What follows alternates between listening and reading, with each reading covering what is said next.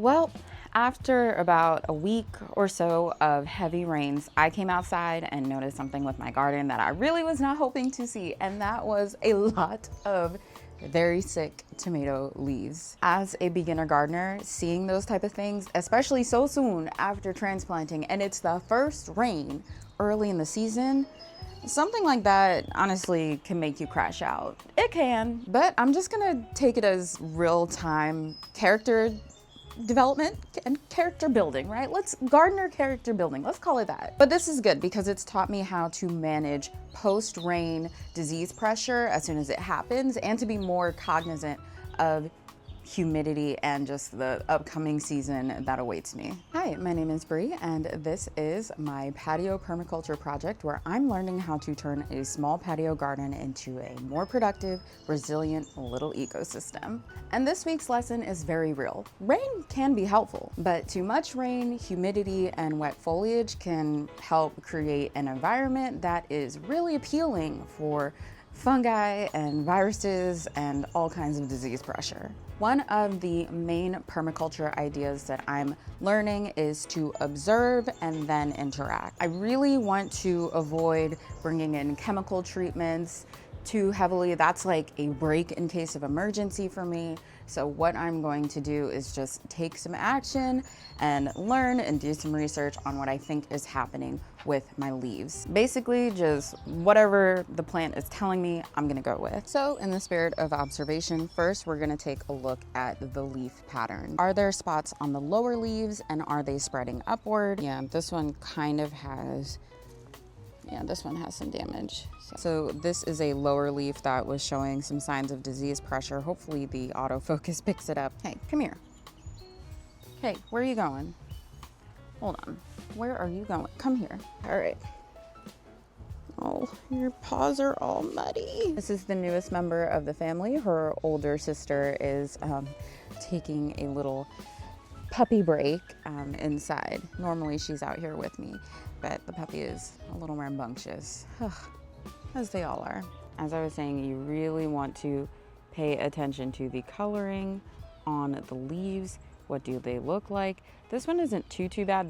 These aren't as bad as the ones that I picked out a couple of days ago, because I managed to get a lot of the diseased leaves so they wouldn't spread as much. But this one was a lower leaf. So when it rains, especially when it rains pretty heavily and you have exposed plants, that rainwater splashes onto the soil and moves the soil upward. And there are a lot of soil-borne diseases. Even in the best, highest quality of potting soils and mixes, there are usually going to be a few diseases that are in the soil that get transferred by rain splashback or just high winds and humidity that can transfer those diseases. Now, I don't need to be an expert on all plant diseases, but I can use some deductive reasoning and search online on a few exchange programs to see what's common to my region and what's common amongst a specific type of plant. Common to tomato plants are early blight and Septoria leaf spot. They are fungal diseases that are soil-based and they move upward towards the plant. They're usually caused by heavy rains and high humidity and excess wind, and that is something that I tend to get very frequently on the East Coast here. It's surprisingly far more wet and humid over the summer than I think folks who aren't from here wouldn't first imagine. So as I've done, I have removed the affected leaf, and you want to make sure that you remove all affected leaves, and whatever tools you use to remove them, you use, oh, girl, hey, you gotta sit. This is how you get yourself into shenanigans. You're really supposed to use some really sharp fiskers or shears, I should say, some really sharp pruning shears.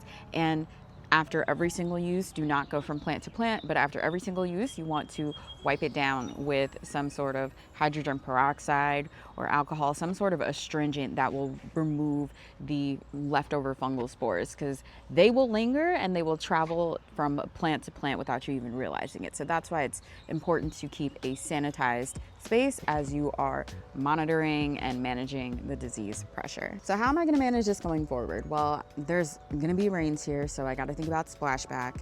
I do have some of this easy straw on my tomato plants. Part of me is considering either adding another layer or changing this to a pine mulch, but essentially if you have fully exposed soil underneath your tomato plants or any plants in your vegetable plants in your garden for that matter, you definitely want to mulch. Rain splashback, again, will move the soil and the soil-borne diseases upward towards your plant. So mulch, when you have a nice good layer of mulch over your plant, that is what reduces that splashback that comes from the rains. Can you see my lily? Look at my lily. Hold on. Can you see it?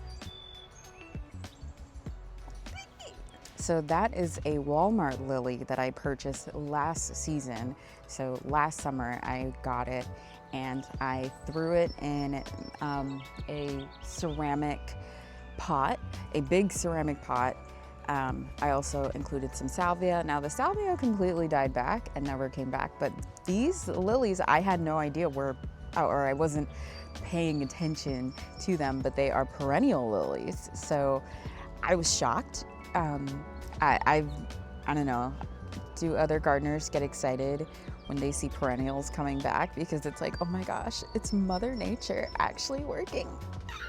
So the biggest takeaway here is that signs of disease pressure or any type of problem in the garden is not a sign that it's failing. It's literally just how a garden operates. Things are going to work and then sometimes things are going to throw you for a loop. Problems are really just information. I'm a little grateful for that big storm that came just now, and especially so early in the season. It showed me where my garden was vulnerable. Diseased leaves showed me what I needed to pay attention to, and now I get to respond by building a better system. So I don't need a perfect plant, I just need a plant that can keep growing and produce. So if you are also a beginner gardener and your garden just got hit with heavy rains and now your leaves are looking a little questionable, start here. Observe the patterns, do some research if you need to. I strongly recommend using university exchange programs. Safely remove the worst leaves. Do what you can to reduce splashback. Also try to improve airflow.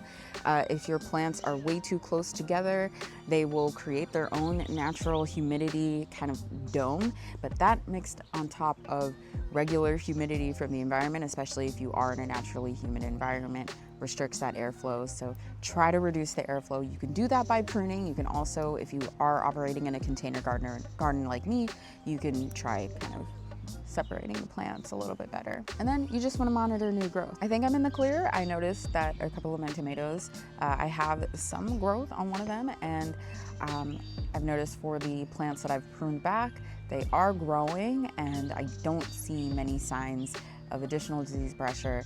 So they've had some time to dry, which is great. All right, so this is the second episode of the Patio Permaculture Project. And in this episode, the garden was talking back loud and clear. So let me know if you have experienced tomato disease pressure or post-rain disease pressure and what you recommend to combat that if you have experience with that, or if you have any questions about what's going on or maybe what you're experiencing in your garden, drop it in the comments so that we can all kind of be together and try to figure this whole gardening thing out. It's a lot of fun, but it's even better when you are working with a community and can problem solve together. From my Sasha to you, thank you so much for joining us in the garden today. I hope you have a wonderful rest of your day, and I will see you in the next video.